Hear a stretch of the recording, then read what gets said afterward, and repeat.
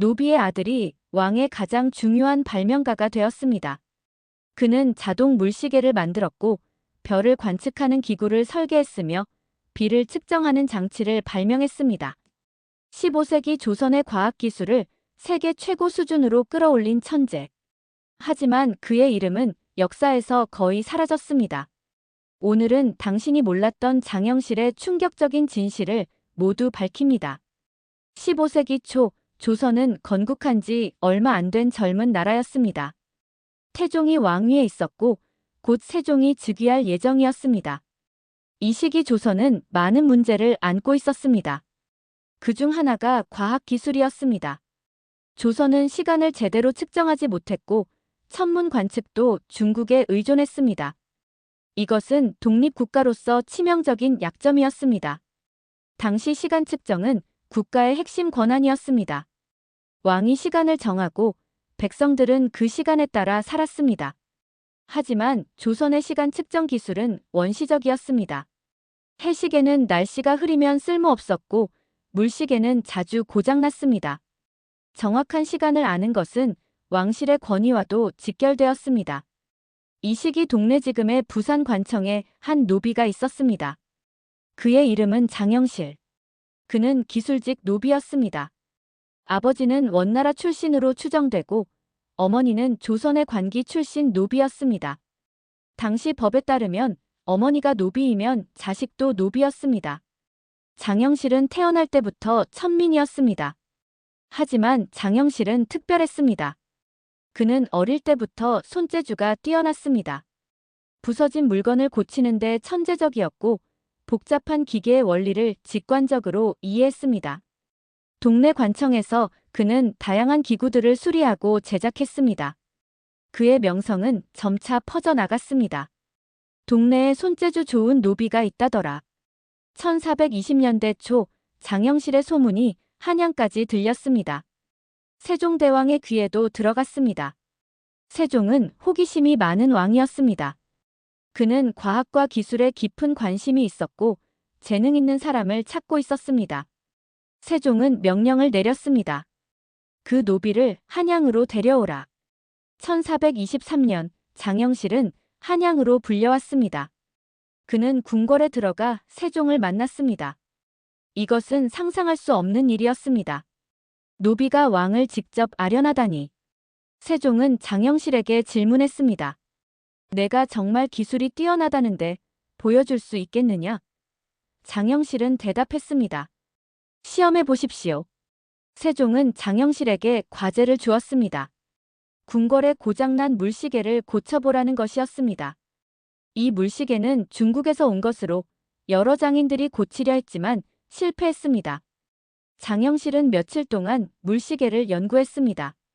그리고 완벽하게 수리해냈습니다. 세종은 감탄했습니다. 이 사람은 진짜 천재구나. 세종은 장영실을 궁궐에 머물게 했습니다. 하지만 문제가 있었습니다. 장영실은 노비였습니다. 노비는 궁궐에서 일할 수 없었고 관직을 받을 수도 없었습니다. 신하들은 반대했습니다. 노비를 어떻게 중용할 수 있습니까? 하지만 세종은 단호했습니다.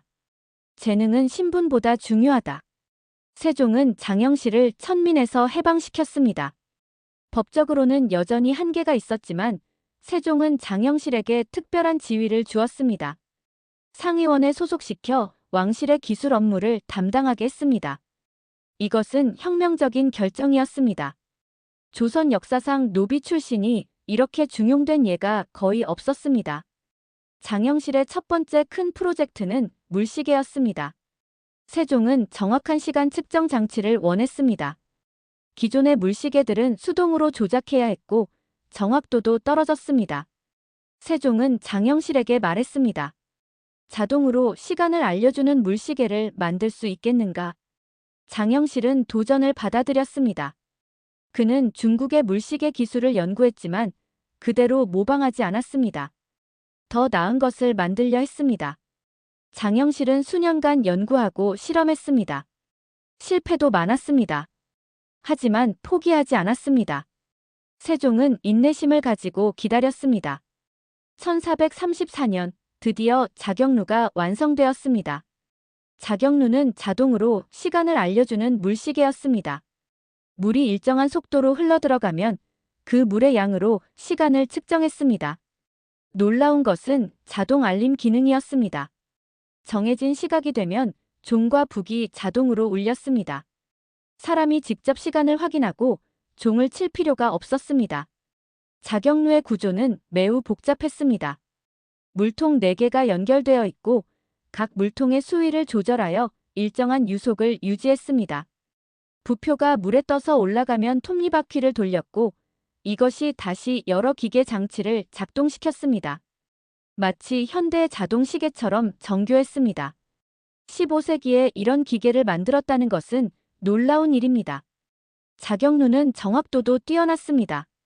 하루 오차가 1분 이내였다고 합니다. 이것은 당시로서는 세계 최고 수준이었습니다. 중국의 물시계보다 정확했고 유럽의 기계식 시계와 비슷한 수준이었습니다. 세종은 매우 만족했습니다. 자경루는 궁궐의 보루각에 설치되어 서울 시내의 시간을 알렸습니다. 하지만 장영실은 여기서 멈추지 않았습니다. 세종은 더 많은 프로젝트를 주었습니다. 해시계, 천문 관측 기구, 치구기 등. 장영실은 이 모든 것을 만들어냈습니다. 그는 단순히 기술자가 아니라 과학자이자 발명가였습니다. 앙부일구는 장영실이 만든 해시계입니다.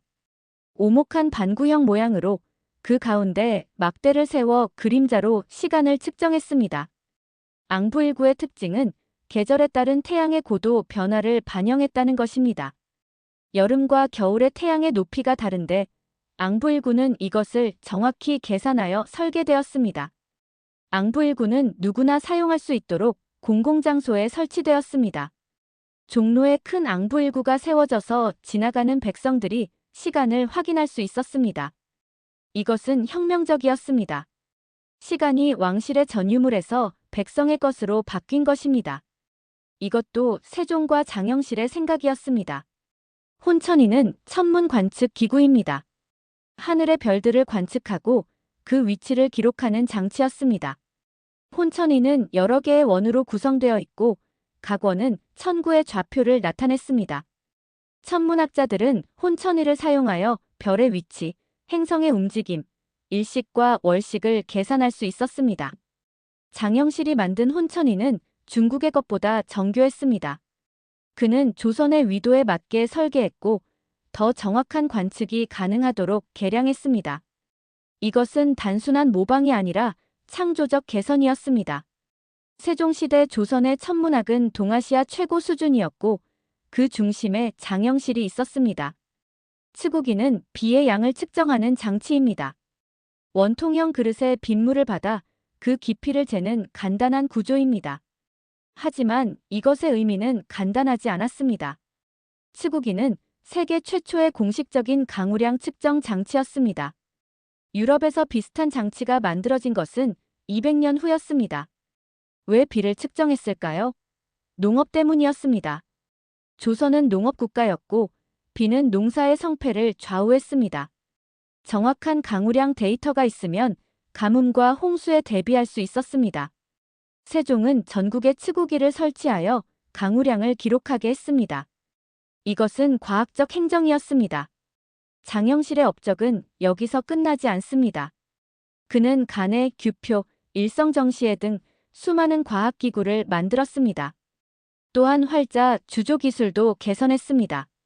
세종시대의 과학기술 발전은 대부분 장영실의 손을 거쳐갔습니다. 그는 조선의 레오나르도 다빈치였습니다. 세종은 장영실을 극진히 대우했습니다. 그에게 관직을 주었고 높은 지위까지 올려주었습니다. 노비 출신이 정삼품 대오군까지 올랐습니다. 이것은 전례 없는 일이었습니다. 신하들은 불만이었지만 세종은 개의치 않았습니다. 장영실의 재능은 천하에 둘도 없다. 신분이 문제가 되는가? 하지만 장영실의 영광은 오래가지 못했습니다. 1442년 비극이 일어났습니다. 세종이 타고 다니는 가마인 어가가 부서진 것입니다. 다행히 세종은 다치지 않았지만 이것은 중대한 사고였습니다. 누군가 책임을 져야 했습니다. 어가 제작을 감독한 사람이 바로 장영실이었습니다. 신하들은 들고 일어났습니다. 장영실을 처벌해야 합니다. 그들은 평소에도 노비 출신인 장영실이 높은 지위에 있는 것을 못마땅하게 여겼습니다. 이제 빌미를 잡은 것입니다. 세종은 장영실을 감싸려 했지만 신하들의 압력이 거셌습니다. 법적으로도 책임을 물어야 했습니다. 장영실은 곤장을 맞고 관직에서 쫓겨났습니다. 이것은 엄청난 굴욕이었습니다. 20년 가까이 왕의 총애를 받으며 화려한 업적을 쌓았는데 한순간에 모든 것을 잃은 것입니다. 어가 사고가 정말로 장영실의 잘못이었는지는 명확하지 않습니다. 일부 학자들은 정치적 음모였을 가능성도 제기합니다. 1442년 이후 장영실의 기록은 역사에서 사라집니다. 그가 언제 죽었는지, 어디서 무엇을 하며 살았는지 아무도 모릅니다.